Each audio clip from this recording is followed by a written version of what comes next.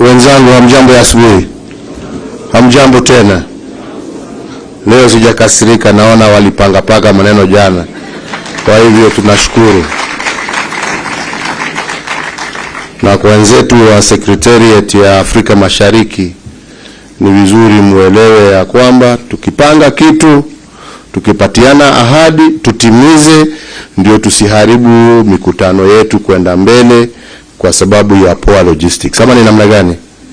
Kwa sababu hawa watu wamekuja kwa nia ya amani, na ni vizuri pia tuwatunze vyema. Si ni hivyo?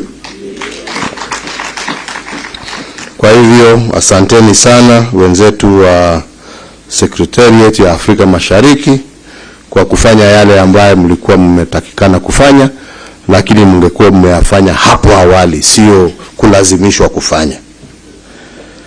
Kwa hivyo wenzangu, yangu ni kuwashukuru. Kuwashukuru ninyi nyote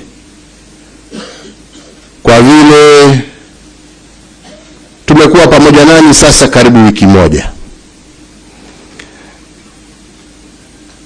Na nawashukuru haswa wenzetu ambao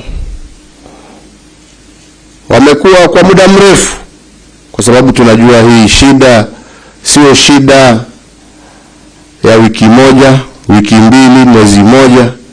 Ni shida ambayo imekumba nchi jirani, nchi ndugu kwa muda wa miaka 20 kwenda mbele.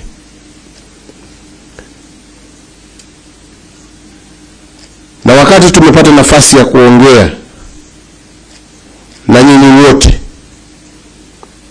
hakuna mmoja wenu ambaye alisema ya kwamba hataki kuweka silaha yake chini, aungane na wenzake muweze kujenga Kongo ya Wakongo. Na mimi nawashukuru nyote kwa haya.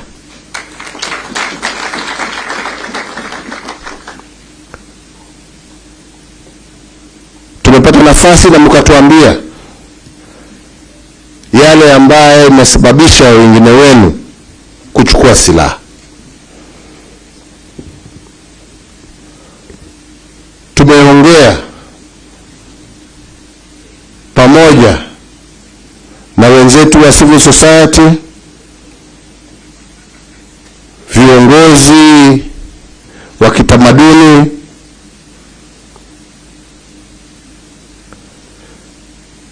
na ile niliguza sana ni kuongea pia na wale wamekuwa ma-victim wa hii vita, haswa wakina mama na watoto wetu,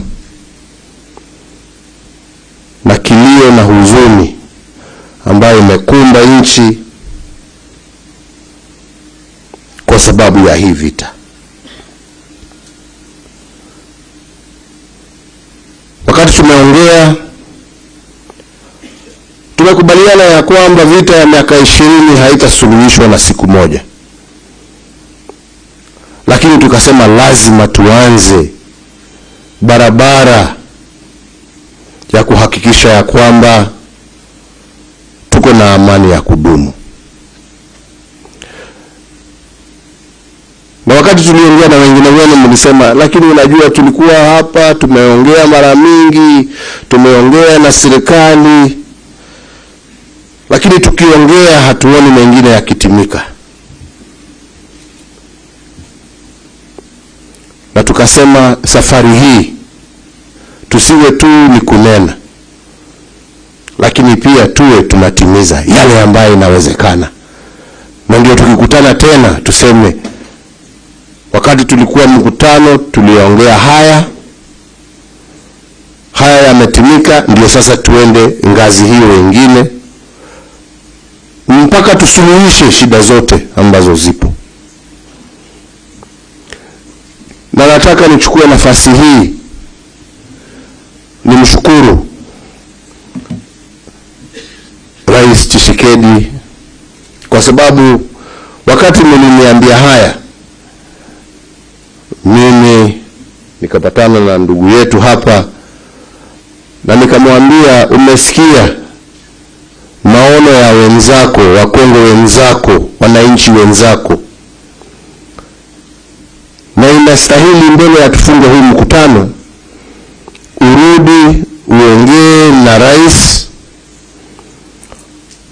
umwambie matatizo mbalimbali ambayo tumeambiwa, na ndio mbele tutoke Nairobi tujue ni gani ambaye tutaweza kutimiza na ni gani ambaye tutaendelea kujadiliana, na ndio watu wawe na roho na sio hawa, kwa sababu hawa ni wakilishi peke yao ya mamilioni ambao wamewacha nyumbani. Si kweli? Nyinyi mko hapa kuwakilisha wengine wengi ambao mmewacha nyumbani, na lazima muwe na neno ile ambaye mtaweza kurudi naye, na communique itasomwa hapa baadaye. Lakini ningependa nitaje tu machache ya yale ambayo tumeweza kukubaliana na serikali ambayo yatatendeka kwa haraka kulingana na yale ambayo nimetuambia. Ya kwanza, mlisema mko na wenzenu wengine ambao hawakuwa na hatia lakini wameshikwa kwa sababu ya mambo madogo madogo. Wengine hata hawakuwa na hatia hata kidogo, ni kabila lao ama kusemekana ukiwa kabila hii wewe ni mpiganaji na huyo wewe sio mpiganaji. Nakumbuka ndugu wetu mmoja hapa, sitaki namuona kwa mbali, ambaye alisema mimi wananibagua kwa sababu niko hivi, watu wangu wako namna hii, na tunashikwa saa nyingine kiholela bila makosa. Rais amesema ya kwamba tutaunda kamati pamoja na viongozi wa kijamii ambao wako hapa, na mimi nikamwambia hata mimi nataka kuwa ndani ya hiyo kamati, na ndio tuchunguze majina haya yote, na wale wote ambao hawana hatia wawachiliwe mara moja, warudi makwao. Si hiyo ndio moja mlikuwa mmesema? Kweli ama sio kweli? Na hiyo tutafuatilia. Ingine ni wale ambao walikuwa wanaishi karibu ama ndani ya national parks ama kwingine ama misitu, ambao walikuwa wamefurushwa na wengine wanaletwa, na hapo ndipo walikuwa wanapata riziki yao na uwezo wao wa kujiendelesha kimaisha. Mheshimiwa Rais amesema ya kwamba ataendelea kusimamia ulinzi wa mazingara ya Kongo, lakini ameelewa ya kwamba hakuna ulinzi wa mazingara ambao unawezekana bila kuhusisha jamii ambazo zinaishi kando ya hiyo misitu. Hiyo amekubali, na amesema hiyo atatangaza, na yeye mwenyewe ataitana mkutano ndio watu waweze kujadiliana ya kwanza vile wengine ambao wameteseka kwa sababu ya mambo haya wataweza kuhusishwa kulinda hiyo misitu, kulinda hawa wanyama, aidha kama askari wa mbuga ama kama forest wardens, na pia vile wataweza kuhusishwa kwa miradi ya maendeleo ambaye ni eco-friendly. Si mnaelewa vile nasema? Lakini hiyo mpangilio mtapangilia na serikali pamoja nanyi, na nyinyi mtahusishwa katikati ya mambo haya, na hiyo pia amekubali na amesema ya kwamba hiyo itawezekana. Lakini ya muhimu ni ya kwamba wote wakubali ya kwamba wataweka silaha chini, wataingia katika PDDRCS, alafu sasa wajumuishwe katika miradi hiyo ya kujenga nchi yenu. Si ni hivyo wenzangu? Alafu pia, na nasema tu kwa ufupi, mengine yatasemwa na wale watasoma. Amekubali ya kwamba kuna wale wenzetu haswa wa area ya Manema, si mko hapa?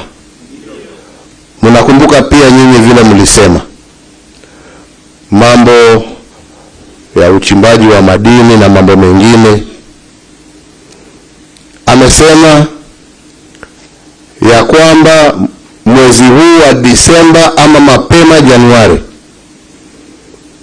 mtaalikwa mkutano Kinshasa.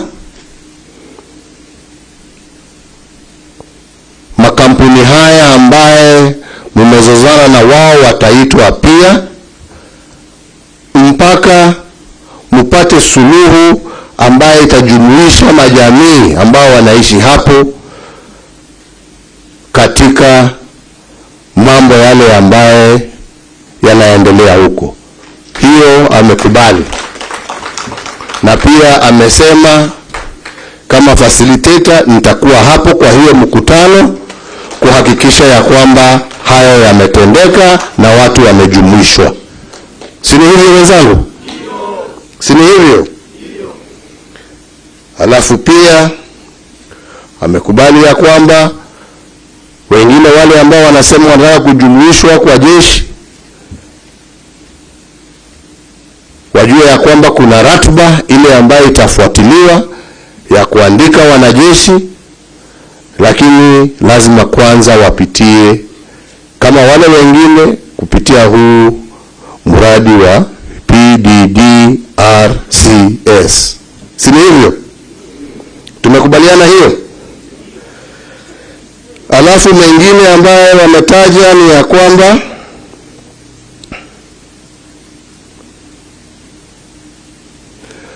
mlisema ya kwamba huu mradi wa PDDRCS ya kwamba wengine wenu hamukuhusishwa na mlikuwa na matatizo na uongozi wa kitaifa wa hii, na amekubali kuangalia huo uongozi, ahakikishe ni ya kwamba ni uongozi ambao utakuwa unakubalika na nyinyi ambao ni wahusika, na pia watarudi tena kwenu nyinyi kuwauliza maoni yenu ni kwa njia gani huo mradi utaweza ufaulu kwa kuwahusisha, lakini sio tu kuja kuambiwa mradi huu umetengenezwa huko, atawahusisha nyinyi na nyinyi mtakuwa part and parcel ya vile huo mradi utakuwa implemented.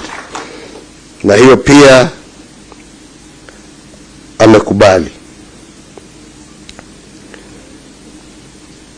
Hiyo kati ya mambo mengine ni yale ambaye tumesema, lakini tumesema pia ya kwamba ndio tuweze kufaulu, wafadhili na marafiki wa Kongo, na ndipo mmesikia hapo awali tumekutana na wengine wao, kwa sababu tumesema kusaidia Kongo sio kusaidia tu kwa kuongea, lazima pia watusaidie kutimiza hii miradi. Na tumesema tutajaribu kuona hivi karibuni vile tutaweza kuwa na mkutano na wao, na ndio tukisema ya kwamba tuko na PDDRCS ambaye tumekubaliana hao pia watatusaidia kwa njia gani ndio huo mradi usiwe mradi wa kuanza na kusimama, uwe mradi ambao utaweza kudumu mpaka tumalize ile kazi ambaye iko mbele yetu. Na nimewashukuru hawa kwa sababu wametusikiliza, na naamini ya kwamba tutasaidiana na wao mpaka tupate suluhu ya kudumu. mambo ya usalama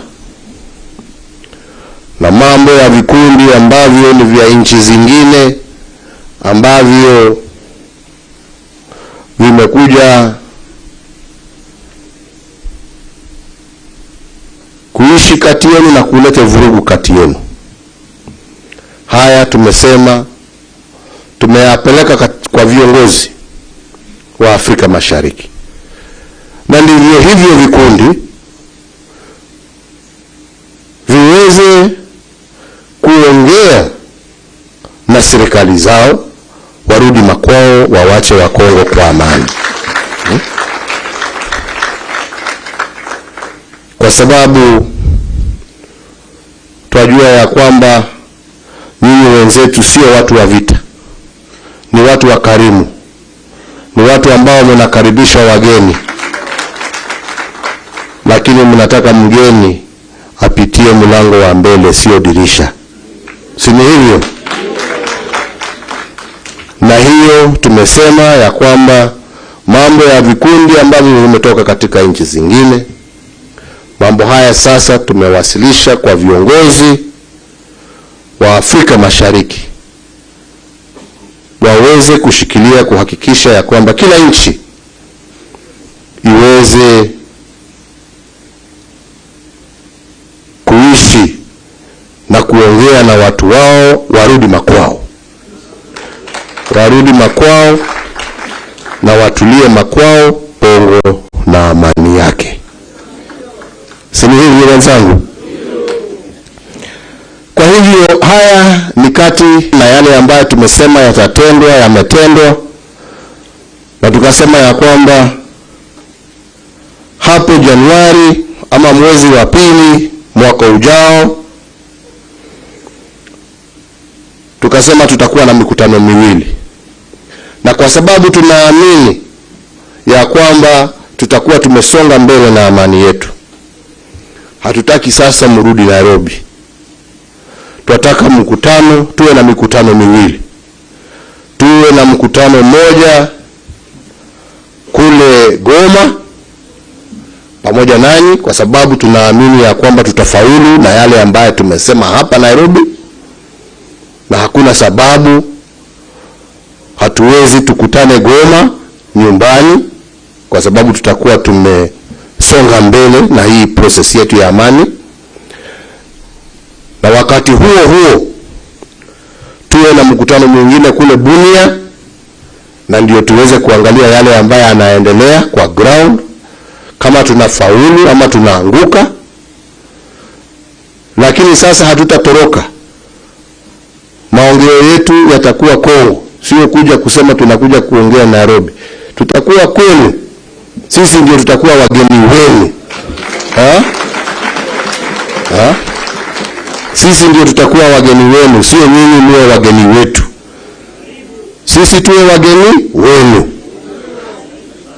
Tuje tuone pahali ambapo tumefika na pahali ambapo hatujafaulu, tujiulize tena ni kwa njia gani tutaweza tusonge mbele na tutimize yale ambayo hayatakuwa timizika. Na mimi nataka niwatolee ahadi yangu ya kwamba tutaendelea kushirikiana na viongozi, haswa rais wa DRC, kuhakikisha ya kwamba yale ambaye amesema atatenda mbele ya tukutane huko Goma. Si hivyo?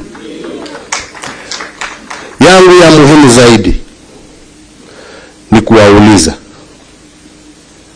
kwa heshima kuu, ujaribu kudumisha amani. Msiseme ya kwamba mnagojea mkutano. Hata mkirudi makwenu, muendelee kuongea kati yenu, muendelee kujadiliana kati yenu, muendelee kudumisha amani. Kukiwa kuna shida, hamwezi mkose wazee wa vijiji, wazee wa kitamaduni, viongozi wa dini, viongozi wa wakina mama, ambao mnaweza mkae, sio tu kugojea wengine waje waambie juu ya amani. Hata nyinyi mkirudi manyumbani muwe mtaendelea kujadiliana kati yenu na kusuluhisha mambo yenu kwa njia ya amani, sio kwa njia ya bunduki. Ni kilio kikubwa sana, na siwezi niseme hapa tena yale nilisikia kutoka wakina mama wakati niliongea jana. Niseme tu, mwanaume ambaye anaweza kufanya vitendo kama hivyo kwa mama, huyo sio binadamu, ni mnyama. Wazee, ni jukumu letu sisi wote tuambie vijana wetu waheshimu wakina mama wetu, wawatunze wakina mama wetu. Tumeelewana wenzangu? Tuheshimu na tutunze wakina mama wetu, kwa sababu yale nimesikia ambao vijana wametenda ni mambo ya aibu, ni mambo ya kishetani. Ni jukumu letu kama viongozi, haswa nyinyi viongozi wa mashinani, muambie wafuasi wenu, jameni, hata kama tuko na shida mbali na serikali, hii mambo ya kinyama haswa kwa wakina mama na watoto lazima yakome, na yakome kabisa. Tumeelewana wenzangu? Tutasaidiana. Kwa hiyo mimi nimenipatia maombi yenu, nimepeleka mbele huko kwa wakubwa na nimewaletea majibu. Mimi nimewapatia ombi langu, na mimi mtanisaidia na ombi langu. Mtanisaidia na ombi langu. Mimi siwaulizi kitu kingine. Mimi sina haja na madini yenu, sina haja na misitu yenu, lakini nina haja muheshimu wakina mama wenu. Na muambie vijana wenu waheshimu wakina mama yenu. Tumekubaliana? Tumekubaliana? Basi, sitaki niendelee zaidi. Nataka niwashukuru nyote kwa kuwa pamoja nasi kwa wiki hii. Natarajia hivi karibuni tutakutana vile tumeongea hapa, aidha Kinshasa, lakini mwisho tutakutana Goma na Bunia, tujiulize tumefika wapi na ni gani ambaye yatakikana tuendelee kutimiza. Si hivyo? Na niwaombe tuweke amani na tuweke umoja. Ukiwa kabila lolote, ukiwa dini yoyote, cha kwanza ni kujiheshimu kama Mkongo na kuheshimu mwenzako kama mwananchi ambaye ana haki kama wewe kuishi kwa usalama katika nchi yake. Sitaki ninene zaidi ya hapo, isipokuwa kushukuru wale wote ambao wametusaidia tufike pahali ambapo tumefika. Nishukuru Secretariat ya Afrika Mashariki.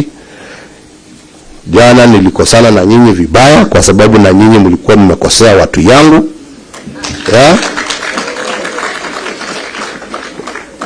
Lakini nimeona sasa mmeshika laini, na mjue tukiendelea mbele niwe nimejipanga vyema, ndio tuweze kuwa tukiingia kwa mkutano tunakuja kujadiliana mambo yetu, sio kujiuliza mtu analala wapi, mtu ameingia wapi. Hiyo sio mambo ya kuulizana. Hiyo ni mambo ya kufanya huko nyuma. Kwa hivyo wenzetu wa Secretariat ya Afrika Mashariki, asante. Lakini safari nyingine msitukasirishe, si ni namna hiyo? Mturuhusu tufanye ile kazi ambaye imetulete, lakini sio kuja kujadiliana mambo ambaye haina mbele ama nyuma. Kwa hivyo, kwa haya machache, mimi niseme tu Mungu awabariki. Tumeingia mwezi wa sikukuu, tumeingia mwezi wa kuzaliwa kwa Mwokozi wetu Yesu Kristo. Uwe mwezi wa amani jameni. Wakati tulianza niliwaambia nyote tusimame tushikane mkono wa amani, si ndio? Leo mimi nitawauliza kwa sababu tumejisukuma kidogo, si kweli? Msimame kila mtu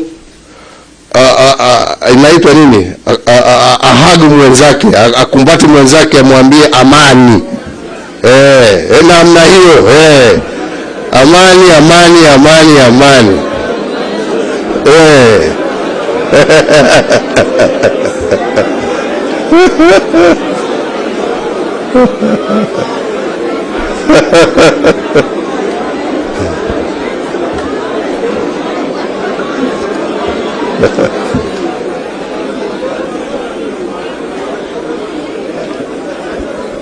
Mimi nasema asanteni sana. Mungu awabariki. Nafikiri sasa tutasoma hiyo communication tumekubaliana. Ningependa kama tutaweza mimi niweke kidole, si ndio? Alafu ndugu yangu Saja aweke kidole, mwenzake Mashari aweke kidole, si ndio? Alafu kila mwakilishi wa kikundi moja moja aweke kidole, si ndio? Ndio tukikutana Goma tuseme haya ndio tuliongea, tumefika wapi. Si ni kweli? Tumekubaliana? Mungu awabariki na walinde katika safari yenu ya nyumbani. Asanteni.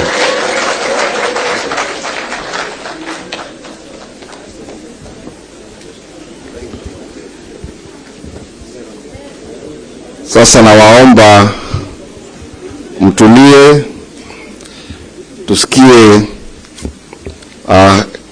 kusoma kwa communique na Professor Serge Shibangu. Welcome Professor.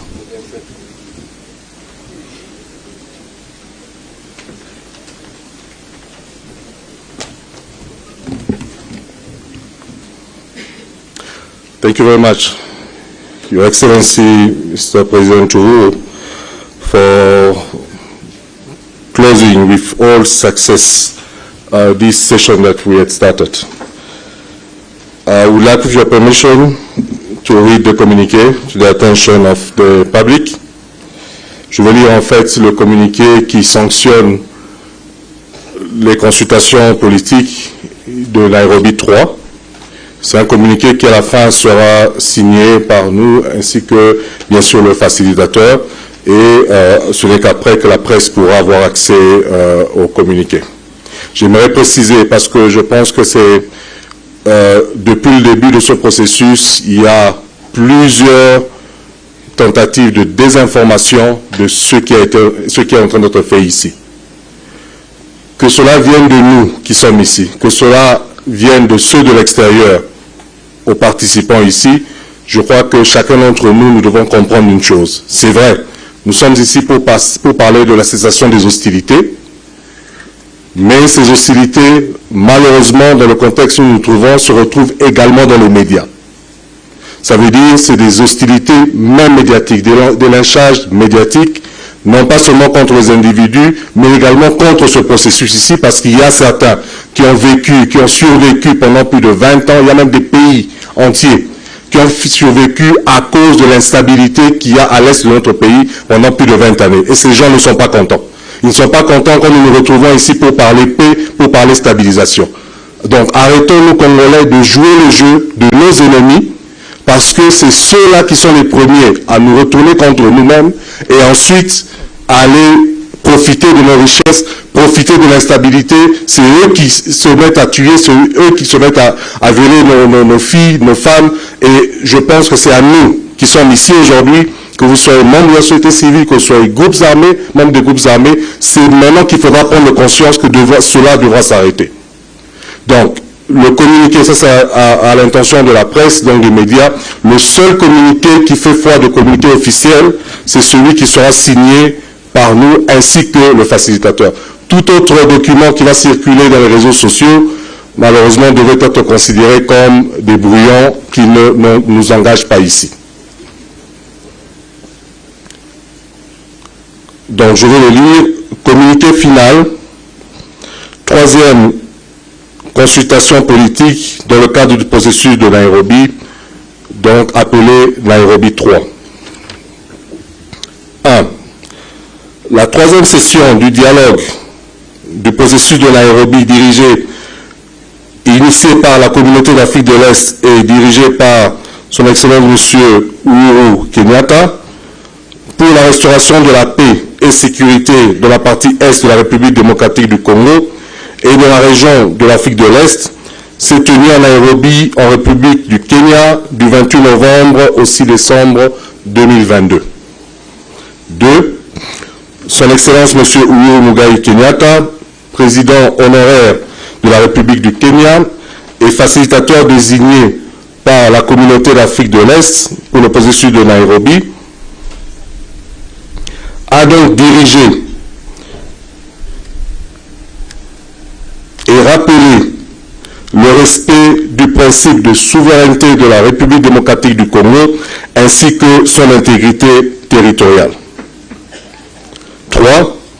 Au cours de ces assises, le facilitateur a rencontré des représentants des groupes armés, de la société civile, des femmes survivantes de violences sexuelles, venant des provinces du Nord Kivu, Sud Kivu, Ituri, Maniema et Tanganyika, afin de trouver des solutions aux problèmes évoqués ci-contre. 4. Donc, à l'issue de ces travaux, il a été décidé ce qui suit. 1. La mise en place d'un groupe de travail constitué du bureau du facilitateur, des officiers de la République démocratique du Congo, de représentants de la communauté d'Afrique de l'Est et de représentants des communautés affectées dont sont issus les groupes armés, afin d'examiner la situation des détenus et prisonniers, membres des communautés locales dont sont issus les groupes armés et de proposer aux autorités des solutions idoines allant jusqu'à la libération. 2. La facilitation des actions en faveur des peuples autochtones vivant autour des parcs et aires protégées, afin que ces derniers participent aux différentes initiatives en matière de protection de l'environnement, lesquelles initiatives concernent uniquement les populations congolaises. 3. L'organisation à Kinshasa des rencontres entre les communautés affectées et les officiels de la République démocratique du Congo en vue de se pencher sur les revendications soulevées par les populations locales de la province du Maniema, dont les cahiers de charges n'ont pas été respectés par des sociétés minières ayant opéré dans cette région. 4. Porter à l'attention du président de la République démocratique du Congo la revendication concernant le manque de confiance envers certains animateurs au niveau national du programme de désarmement, démobilisation, relèvement communautaire et stabilisation, en sigle PDDRCS. 5. Porter à l'attention du président de la République démocratique du Congo. 6. Encourager une étroite collaboration entre le programme de développement local des 145 des opportunités d'emploi, de commerce, d'entrepreneuriat aux communautés. 7. D'inviter tous les partenaires techniques et financiers nationaux et internationaux à soutenir le processus de Nairobi et appuyer le PDDRCS. 8. D'organiser au courant du mois de janvier 2023 des rencontres dans les villes de Goma, Bukavu et Bunia en vue d'évaluer les avancées de la phase 3 du processus de Nairobi, donc d'évaluer le Nairobi 3, et planifier des actions à court, moyen et long terme. 5. Le facilitateur réitère aux groupes armés, je m'excuse, ça c'est 9. Le facilitateur réitère aux groupes armés leur engagement pour la cessation des hostilités, l'accès aux humanitaires dans les zones sous leur contrôle, ainsi que la libération immédiate des enfants associés à leurs groupes respectifs. Enfin 10, le facilitateur demande aux groupes armés étrangers opérant sur le territoire congolais de désarmer et retourner immédiatement et sans condition dans leur pays d'origine. Fait à Nairobi le 6 décembre 2022. Je vous remercie.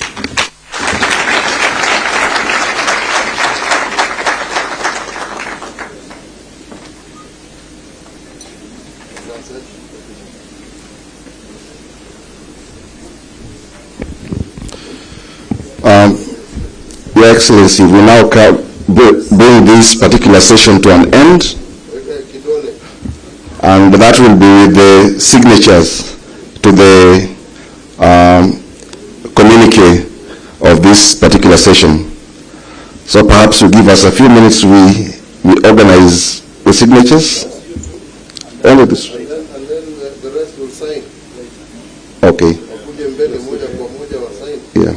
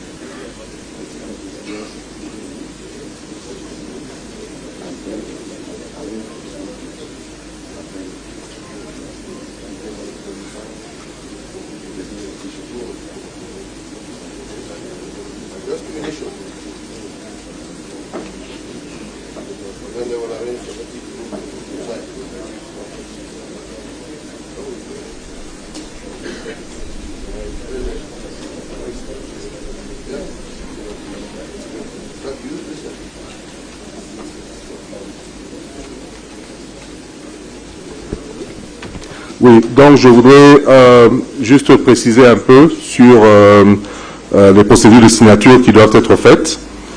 Alors, pour le moment, nous allons signer donc le facilitateur du processus, son Excellence le Président Uhuru Kenyatta, ainsi que les deux envoyés spéciaux, mon frère, l'ambassadeur Kamaru Macharia et moi-même, nous allons signer. Et puis, à un certain moment, le secrétariat va donc préparer une table, des chaises pour que chacun des représentants des groupes armés vienne apposer sa signature.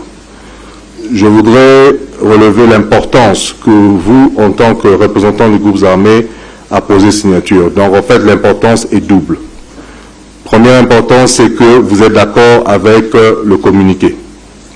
Et deuxième importance, c'est que automatiquement vous vous retrouvez, vous continuez à être dans le processus de Nairobi, ce qui veut dire que d'ici maintenant et janvier, bien sûr, il y a des actions qui doivent être faites sur le terrain. Au moins, vous êtes des personnes ressources qui vont travailler avec le gouvernement congolais, qui vont travailler avec le bureau du facilitateur jusqu'à l'accomplissement total de ce processus.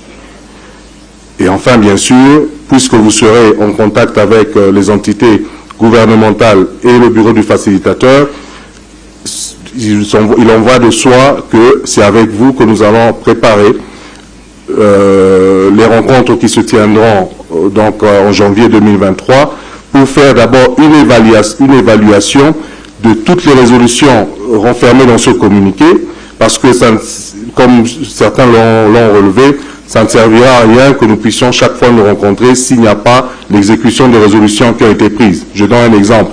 La commission, le premier point, c'est la commission qui sera mise sur pied pour faire une évaluation des dossiers de justice, par exemple pour les détenus et les prisonniers.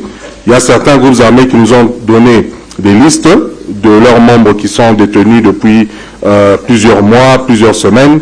Alors, il s'agira donc d'évaluer cela et faire un suivi. Savoir, par exemple, sur les 10 personnes qui se retrouvent dans votre liste, Nous avons examiné tous ces dossiers ici, tous les 10 dossiers, et nous pensons qu'il y a 2 ou 4, par exemple, qui ne méritent pas d'être détenus. Donc, nous allons plaider pour qu'ils soient libérés. Comme ça, quand nous nous retrouvons en janvier, le suivi sera clairement, nous vous avions remis, nous avions travaillé sur une liste de 10 détenus, il y a 4 qui ont été libérés et 6 qui n'ont pas été libérés. Pour quelles raisons?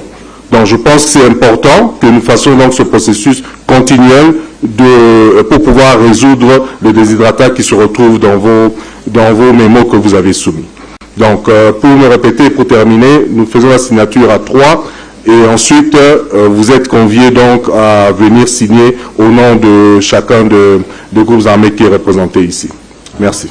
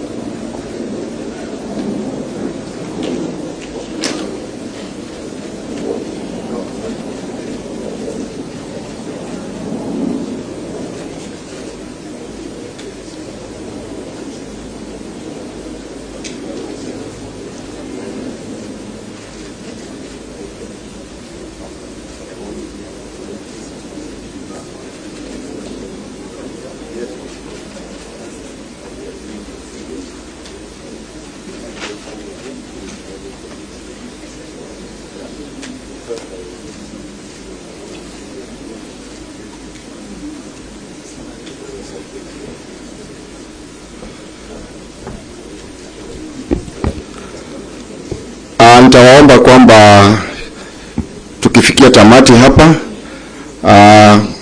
wale viongozi wa vikundi mbalimbali wabaki nyuma, na wanahabari wote na sisi zote, ili tumpatie mheshimiwa facilitator nafasi ya kuondoka, alafu tutafanya ile ceremony nyingine ya viongozi wa vikundi mbalimbali sign pia katika hizi communique mbili, moja kwa French na nyingine kwa Kiingereza.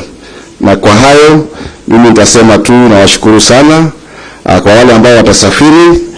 Mungu awabariki.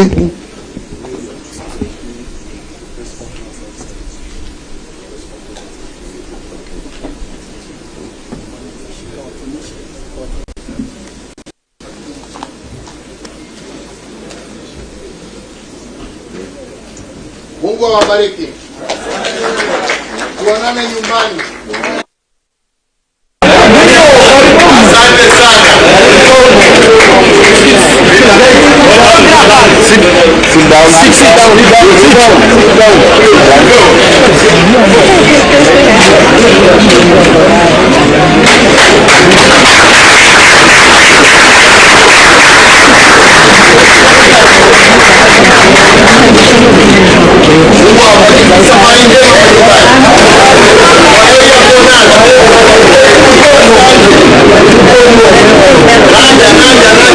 Waandishi wa habari,